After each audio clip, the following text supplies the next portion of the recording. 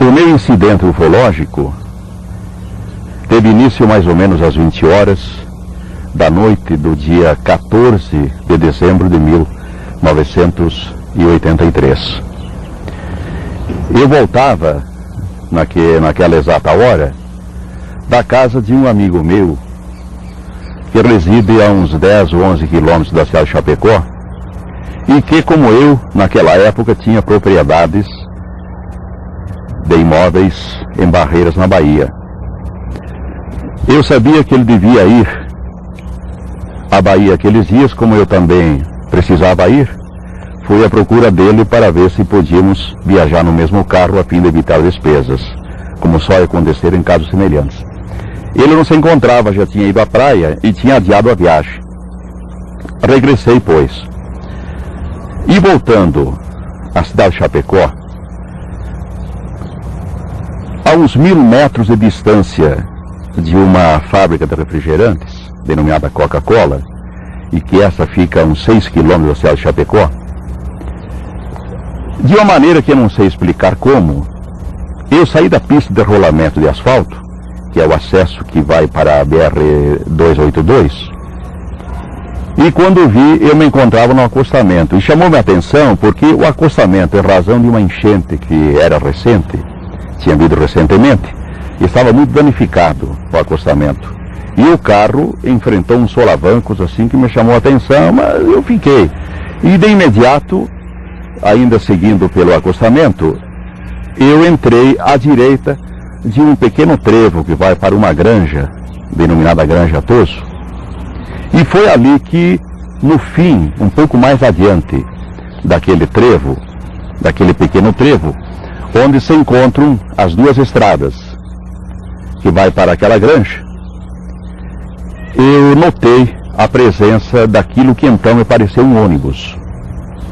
Um ônibus que, pela sua coloração esverdeada, achei que fosse da antiga empresa Águia Branca, que era uma empresa que era muito conhecida, tinha muitos carros naquela localidade. Assim que eu cheguei, eu não me lembro se efetivamente eu desliguei o carro ou se o carro foi desligado. Sei que eu fiquei com a chave na mão e abri a porta, saí, olhei, vi que não se tratava de um ônibus, pelo seu formato, mais ou menos umas 10 janelas, 8, 9, 10 janelas, de uns 70 centímetros de altura para uns 40 ou meio metro de largura. Aquele objeto tinha um contorno, não era propriamente bem arredondado, mas um tanto arredondado assim na parte da frente que exibia. A cor da luz qual que era? É uma cor pálida, e interessante que a luz que aparecia era apenas interna, ela não fazia nenhuma iluminação na parte externa. Eu só vi o objeto pela luz do carro, que estava danificada por sinal, e o objeto estava mais ou menos a 1 metro de altura, de través. As duas estradas, aqui o asfalto, faziam assim e estava colocado de través da estrada. Devia ter uns 10 metros de comprimento também. Aí eu devo confessar, a bem na verdade, que não era inteiramente ignorante em termos de ufologia. Sempre quando tivesse oportunidade, eu lia sobre discos voadores, ufologia, e logo vi que se tratava de um objeto estranho, que não era um dos nossos objetos comuns, dos nossos automóveis, caminhões, ônibus, que fosse, né? E abri a porta, encostei a porta e dirigi-me para me aproximar, pois estava a uns 30 metros de distância, segundo eu pude verificar mais adiante da localização ao ponto em que ele se encontrava. Mas, naquele exato momento, quando que eu saí, deveria ter percorrido mais ou menos 10 metros, se muito. Eu passei a sentir umas ondas de calor que se dirigiam, mas as ondas, aliás, eu encontrei as ondas de calor, não que elas viessem até a mim, mas há uma particularidade muito importante. Eram como se fossem uns rolos de calor, vinham assim.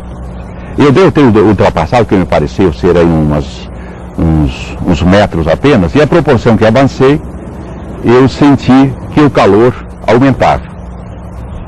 Como já tinha lido que outras pessoas curiosas, ao se aproximarem desses tipos de objetos estranhos, tinham sido mal sucedidas, retrocedi já com a determinação de que eu iria ficar no carro para ver, dentro do carro fechado, para ver o que aconteceria. Quando pus a mão na maçaneta da porta, nessa posição, para abrir a porta e entrar no carro, saiu daquele veículo, daquela nave, uma esteira de luz com a largura mais ou menos de 1 metro, enormemente brilhante, pois a noite era escura, era uma noite serena, e produziu um clarão maravilhoso. Saiu aquela esteira de luz, o chão a estrada era de terra, onde se encontrava o objeto, e a estrada estava um tanto danificada em razão daquilo que eu antes me referi, que tinha havido uma enchente há pouco tempo. Então notei que a esteira, ela não obedeceu as falhas do solo. Ela veio assim, aliás, veio ligeiro mesmo. Veio rapidamente e eu me encontrava assim, abrindo a porta, e ela passou sobre os meus pés, sem produzir nenhuma trepidação, e voltou. E com ela eu regressei na mesma posição em que me encontrava, com a chave na mão, inclusive, e eu só me lembro até eu cheguei a uma distância como daqui aonde se encontra essa máquina agora, uns 2 metros e pouco. E ali me pareceu então que a fuselagem, se assim podemos denominar, daquele veículo, não era esverdeada como me pareceu inicialmente. Era fosca, assim como um carro quando tem sua lataria preparada para uma nova pintura. Dali para frente, eu, entre aspas, apaguei. Não sei se desmaiei ou o que houve. O certo é que eu não me lembro de ter entrado naquele aparelho. E devo ter entrado, certamente, pelo que ocorreu posteriormente. Não sei se quando entrei, se foi por baixo, por cima ou por um lado lateral. Só dei acordo de mim. Dali também não sei há quanto tempo, porque obviamente não tive condições de avaliar o tempo. Quando me encontrei então, quando dei acordo de mim, eu estava num quarto escuro, num aposento escuro. Devia ser um quarto, devia ser um aposento, um recinto, enfim. E senti-me deitado, numa posição assim, com os pés juntos, as pernas juntas, os braços ao longo do corpo. Eu só podia movimentar os pés assim. As pernas eu não podia desligá-las uma da outra, assim como os braços ao longo do corpo. Quando movimentei o pé, eu senti que estava descalço, contrariamente à minha posição de antes, que estava calçado, e senti uma parede fria. Ora, evidentemente que eu me recordei do que havia acontecido até aquela hora que vi o aparelho, e eu entendi que devia ter sido enterrado vivo, aparentemente morto, mas que o pessoal da família devia ter me entendido como morto, e me desesperei. Eu chorei, chamei se alguém me estava ouvindo, um desespero como nunca tive na minha vida. Eu acho que é muito simples, é só avaliar. Alguém se colocar no meu lugar, escuro, e o frio intenso. E eu sentia que a cada instante o frio era muito mais intenso, ao ponto, eu comecei a sentir dificuldade de respiração, em razão do frio, e passei a não sentir mais o meu corpo físico, e houve um momento em que eu senti que eu existia, mas eu não existia fisicamente. Eu me sentia, sabia que eu estava vivo, tinha consciência perfeita como agora eu tenho o corpo, mas não sentia mais o meu corpo. Eu existia e não existia. E assim foi aquele sofrimento incrível. Também não sei avaliar até quando. É claro que eu já não estava respirando não, mas de repente eu senti que a respiração me voltou. E eu tive a ocasião de dizer isso, inclusive, para o pesquisador Dr. Walter Biller, que é médico cirurgião, e para outros médicos, eu senti aqui, aprendi que essa pequena saliência óssea que nós temos na base do peito é o sternum. Foi aqui que eu senti o primeiro movimento de vida, naquele incidente. E dali, aos poucos, eu fui voltando novamente, sentindo novamente o meu físico. Aos poucos, a respiração voltou, inicialmente também com dificuldade, depois voltou ao normal. Senti-me feliz por não ter morrido, mas ainda me encontrava naquela sala ainda bastante fria e às escuras, deitado.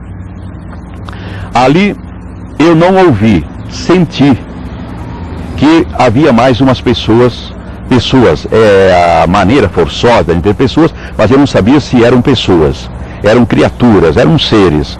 Entraram e senti as passadas assim no piso em que eu estava deitado.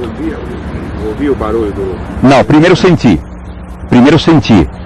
uma leve trepidação, umas passadas, depois eu ouvi, porque pelo menos eram duas, mas podiam ser 3 ou 4 criaturas que se colocaram, umas à minha direita e outra pelo menos à minha esquerda, e passaram a ter assim aquilo que eu denomino, e estou convencido que devia ter sido, uma conversação, porque eu não entendi, mas ora um conversava e o outro conversava, um falava, outro falava, mas era uma fala muito estranha, eram os grunhidos de cachorro, e havia alguma coisa entre eles que às vezes se atropelavam, falavam ou grunhiam ao mesmo tempo. Não sei de que objetos se utilizaram, porque tanto na perna esquerda quanto na direita, o começo foi na perna esquerda. Havia algo com que eles me apontavam na perna e na coxa. Devia ser, parecia um lápis ou um prego, ou então, se era a unha, um dedo, devia ser algo muito duro, entende? Fizeram diversas, como é que eu vou dizer, me apontaram, não? Chegava a tocar no corpo. Não, inclusive percutiam fundo, não? E no resto do corpo não mexeram, que eu me lembro pelo menos. E em seguida, essas mesmas criaturas, após haver e aqui eu devo dizer o seguinte, que depois, quando que eu voltei ao meu mundo natural e que me referi a essas criaturas, eu sempre dizia as pequenas criaturas, e uma hora eu me surpreendi também da maneira por que eu as denominava de pequenas criaturas, se eu não as vira, pois o quarto estava às escuras, eu não as vi. Depois, eu aqui já estou me adiantando um pouco, mais adiante, 2 anos e pouco depois, sempre rememorando o incidente, um dia eu atinei e fiquei feliz, porque descobri a razão pela qual eu entendia que eram criaturas pequenas. Porque na hora, quando me carregaram de lá, elas me ergueram, eu estava com o corpo inteiriço. Eu não tive nenhum dobramento, nenhuma articulação do corpo. Um deles me pegou por esta perna, assim, por baixo, outro me pegou aqui, pelo menos eram 2, e um outro, assim, nessa altura do pescoço, e me carregaram. Rememorando isto, foi que eu deduzi que as criaturas eram pequenas. Por quê? Porque quando me ergueram apenas a uma alturinha assim. E quando grunhiam, naquele exato momento, eles não grunhiam mais do que essa altura. Então eu tinha aquilo no meu subconsciente, consciente, não sei como, só mais adiante que eu vim a descobrir por que eu entendia que eram criaturas pequenas. Bem, daí me carregaram para o que eu acho que era outro compartimento, porque num outro eu me encontrei depois, que possivelmente não era aquele, não. E só não era frio aquele compartimento. Uma temperatura, diria, normal. Deitado. E, inesperadamente, o quarto, aquela salinha, iluminou-se. tive de fechar os olhos momentaneamente, como é comum, após um tempo que não se vê luz, e, curiosamente, eu olhei o que havia ao meu redor.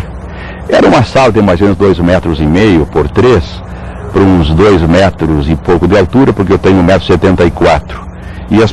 E o teto estava um tanto assim, acima de mim.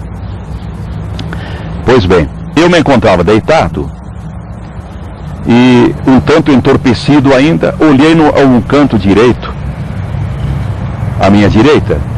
Lá eu vi os meus sapatos, que usava então, colocados juntinhos, a roupa dobrada e as meias de través sobre a ponta dos sapatos. E vi que eu estava nu. Eu olhei, não vi sinal nenhum de abertura de porta, de janela ou de qualquer outra espécie de abertura. A iluminação, a guisa de explicação, ela não provinha de parte nenhuma e provinha de todas as partes, de todas as paredes. Não estava em nenhuma daquelas paredes, nem no teto, nem no assoalho, mas ela estava em todas. A iluminação não tinha procedência. Aí eu levantei e, com uma certa dificuldade, porque eu estava muito entorpecido ainda, vesti-me, porque eu entendi e tive pressa em me vestir, porque eu sou muito pudico. Certamente que todos o são, mas talvez tanto quanto eu, não sei se outros o são. Eu me vesti porque pensei, ora, se aqui estou, por mais que não tenha portas e nem janelas, mas a alguma hora alguém deverá vir, pois eu não entrei tonada. E vesti-me. Assim que eu me vesti, tive a curiosidade, passei a mão, assim, na parede, que era lisa, como se fosse um vidro, como se fosse um alumínio polido, e depois bati com a palma da mão, assim, ressoou um som, como se fosse uma parede normal de concreto, mas aquilo não era de concreto, não. Ato contínuo, à direita, de onde eu estava deitado, e eu estava de pé, se fez da parede, bem junto ao canto, uma abertura de uma forma muito misteriosa, para mim, pelo menos. Se fez uma porta, mas a porta se processou, não era uma... Ela se fez como se fosse uma porta de correr, mas não era uma porta de correr. Ela foi se abrindo aos poucos, como se algo estivesse comendo, entre aspas, estivesse gastando, mas isso com certa rapidez. Ela se fez nessa marcha assim, ó. Foi rápido. A porta era ogival. Talvez estivesse à minha altura. Do outro lado, também as paredes tinham a mesma coloração das paredes da sala em que eu me encontrava. Havia iluminação, mas não havia nada mais que me chamasse a atenção. E mesmo que não olhei mais, porque assim que aquela porta se fez, por ela entrou uma mulher de mais ou menos 1,20 m de altura, porque ela dava assim, a minha altura. Depois então eu mesmo medi 1,20 m mais ou menos. Uma mulher de cor branca, que se eu a classificasse pela cor da pele, de acordo com as raças que eu conheço, eu diria que deveria ser de origem alemã. Essa mulher possuía cabelos cor de palha de trigo, madura, amarelos, divididos pelo meio, lisos, aparentemente sedosos e que lhe iam até o pescoço. O rosto, os olhos chamavam a atenção acima de tudo, não tanto pela outra configuração do rosto, mas sim pelos olhos, muito distanciados do nariz, quase nas laterais e um tanto repuxados. Os olhos eram azuis, bem azuis. O nariz é um nariz normal, com um leve arrebite assim na ponta. Os lábios também eram uns lábios, pelo tamanho da mulher, quase um pouco além do normal, mas não que a deixasse, a enfeiasse. Queixo um pouquinho pontiagudo, o rosto mais triangular do que normal, como o nosso.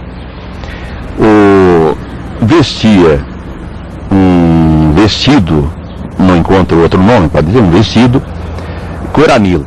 Se o céu estivesse todo anil, eu já vi muitas vezes, é a cor do céu anil, um dia de bastante sol. Com mangas largas até meio do braço, sobrando um tanto assim, sem nenhum enfeite, a não ser na abertura do vestido, junto ao pescoço, havia uma protuberância, uma saliência no tecido, uma forma de um T, só inverso. Ao invés de eu ter estado de pé, ele estava assim, chamava a atenção. Uma cintura largura uns 4, 5 centímetros do mesmo tecido do vestido, atada normalmente, sobrando uns 15, 20 centímetros assim, soltos. O vestido, eu já falei para alguém que o vestido estava a uns 10 centímetros acima dos tornozelos, e alguém entendeu, até foi feito um desenho a respeito, como uns 10 centímetros abaixo do joelho. Não, ia até uns 10 centímetros acima do joelho. Não calçava meias, calçava uma sapatilha da mesma cor do vestido, parecia de tecido. E nas mãos não trazia também enfeite nenhum, não tinha brincos, não tinha anéis, não tinha braceletes, não tinha colar. E as unhas, rapidamente vendo assim, eram normais. Então ela teria a configuração de uma menina de 11 ou 12 anos, pelo tamanho, inclusive assim pela própria qualidade da pele, o jeito. Mas havia uma coisa nela que me dava a certeza, e me deu a certeza que não era menina não. O grande poder, eu não tenho outro termo, não sei se esse é o termo correto, o grande poder espiritual que ela exerceu sobre mim desde o instante quando entrou, com a mão esquerda sobre o peito e a mão direita erguida, assim, palma aberta, entendi que num sinal de saudação, e que foi a primeira mensagem telepática que eu recebi na minha vida, e saliento que a recebi neste lado da cabeça, nesse ponto. Não foi assim total, senti perfeitamente ao lado direito da cabeça. E tenha calma, sou de paz e amor. Então, apesar de a mulher ser pequena, de estatura pequena, eu senti que tinha diante de mim uma grande autoridade. Ela me dominou, eu senti muito pequeno diante dela. E de tal maneira que, até atendendo a um hábito mesmo que eu tenho desde pequeno, o ensinamento dos meus pais, quanto ao tratamento de você, o senhor, a senhora, eu a tratei por senhora, ou pensei de tratá-la por senhora, quando, a seguir, eu estava me arrumando a pergunta, para perguntar-lhe quem é a senhora e de onde vem.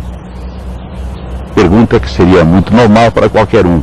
Mas eu não cheguei a acabar de arrumar todas as palavras, o pensamento para as palavras, que da mesma forma que a primeira informação telepática, eu recebi a segunda.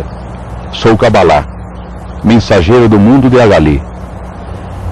Venho em missão de paz e amor.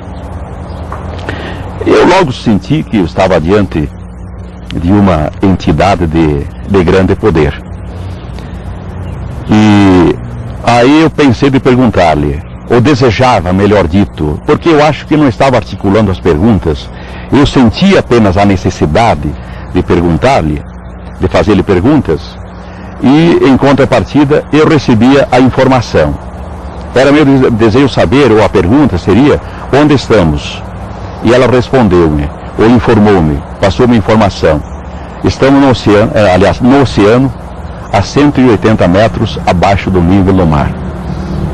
Obviamente que, numa outra circunstância, creio que tanto eu, quanto qualquer outra pessoa lúcida, teria feito a pergunta, ou desejaria perguntar, mas qual oceano? Mas tal não me foi permitido. Entende? Assim eu entendo que as perguntas, ou então o desejo de perguntar, foi sempre direcionado. Mais adiante, que logo a seguir, evidentemente, eu desejava saber a ela se eu seria devolvido ao mundo, ao meu lugar, depois de tudo isto. E E recebi como resposta que sim, só que tinha hora certa para isto, porque caso contrário, eu seria deixado a um lugar muito distante da onde nos encontrávamos. Não disse de onde nos encontrávamos, a um lugar muito distante. E a seguir, então, ela me disse telepaticamente, ou me informou, me conscientizou telepaticamente, que nós tínhamos uma missão a cumprir. E eu logo pensei, como resposta, ou como dúvida, de que eu não estranhava, porque afinal eu não me considerava uma pessoa de tanta importância para uma missão importante no mundo. E perguntei por quê. E ela então me informou: porque você sempre acreditou na minha existência, porque você sempre quis que este encontro acontecesse, porque você é dotado de mente cósmica. E a seguir, ela passou a me dizer então que tínhamos uma missão muito mais importante. É muito difícil para explicar em palavras aquilo que eu não recebi em palavras, apenas naquela comunicação telepática. Disse então que estávamos em estado de graça e que tínhamos uma outra missão importante para cumprir. Eu entendi, mesmo porque àquela altura, eu devo retroceder um instante. Antes disso, eu senti sede. Senti sede, evidentemente, que dado a ela me ter informado que tínhamos uma missão a cumprir, eu me preocupei, fiquei perturbado e senti sede. Então, eu falei a ela, ou disse a ela, pensando que eu me encontrava com bastante sede e que estava perturbado com a presença dela. E pensei realmente que a perturbação, inclusive, era pela beleza que ela me oferecia, mesmo a beleza espiritual. E recebi como informação: você vai beber agora e sua sede passará, bem como a sua perturbação. Ato contínuo, ela saiu. Quando, quem foi que falou hoje que os seres não davam as costas? Alguém falou aí. Cabalá também. Saiu, não me deu as costas, dirigiu-se àquele ponto onde há pouco antes estavam as minhas roupas e os meus sapatos. E ali eu notei que havia um pequeno painel de um metro e pouco de comprimento, engastado na parede, que antes não existia não. Esse painel, à minha entrada, pois não havia absolutamente nada em todas as paredes daquele recinto. Naquele instante havia um painel mais de 1 metro de comprimento, por uns 15 centímetros de largura, 4 ou 5 de espessura, com possivelmente uns 10 botões, mais talvez, vermelhos, ao correr do painel. Ela se dirigiu àquele painel e pressionou um daqueles botões e de lá tirou, fez uma pequena abertura e foram ejetadas 2 bisnagas, assim muito semelhantes àquelas bisnagas de doce que se encontram em supermercados, só com um formato diferente, não assim empanzinadas como aquelas. Eram praticamente quadriculares, assim, parelhas. Uns 10 centímetros de comprimento, 9 ou 10, 5 ou 6 centímetros de largura, talvez menos, e 1 centímetro e pouco de espessura. Retrocedeu, voltou até onde me encontrava, à minha frente, eu estava de pé, e ela pegou uma das bisnagas, puxou uma pequena lingueta e entregou uma bisnaga. Eu naquele instante, ocorreu-me inclusive, de que como as bisnagas depois de uso deviam ir para o lixo, que eu devia dar um jeito de guardar as bisnagas como prova. Eu tomei o líquido da primeira bisnaga, só senti até o esôfago, não desceu, é como se tivesse sido gaseificado. E como, evidentemente, que ela entendeu a minha intenção, ela já estendeu a mão esquerda, pedindo-me a devolução da bisnaga. Eu a devolvi. Passou-me a outra. A outra era um líquido mais consistente, mais grosso, a grosso modo.